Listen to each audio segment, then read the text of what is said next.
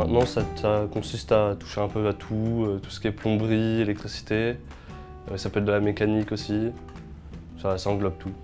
Dans les usines, on a des parcs machines qui permettent de faire des traitements ou des productions. Et nous, l'objectif, c'est que les machines ne s'arrêtent jamais, qu'on puisse toujours faire en sorte qu'elles tournent. On peut avoir des pannes électriques, c'est-à-dire des câbles, par exemple, qui auraient fondu ou qui se sont déconnectés. On peut avoir des problèmes mécaniques, des pièces qui se sont cassées, qu'il faut remplacer, ou juste des pièces d'usure qui sont à remplacer de manière normale. On peut avoir aussi des pannes sur les logiciels, des problèmes d'air, on peut avoir des problèmes un peu partout, quoi. En fait, chaque jour, on a des nouvelles tâches, c'est jamais la même chose. C'est ce qui fait que j'aime beaucoup ce travail.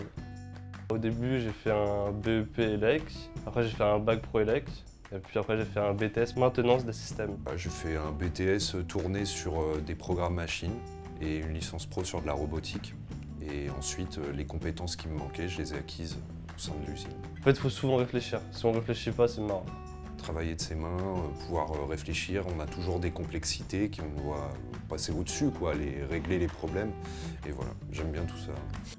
On va voir le conducteur de ligne pour demander qu'est-ce qui ne va pas, tout ça. Et après, on fait étape par étape, on donne des hypothèses. Et après, on résout le problème comme ça. J'essaye de voir à première vue quel est le problème.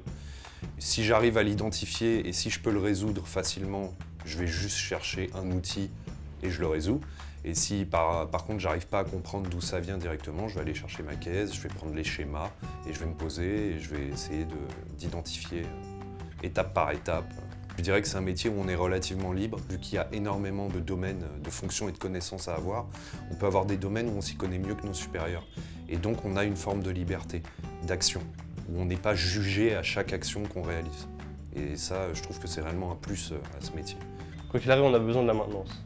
Il n'y a pas que la maintenance, hein. Les métiers comme les chimistes, les opérateurs de ligne, les chefs de ligne, c'est des vieux métiers qui existent depuis longtemps. C'est des métiers qui ont été négligés.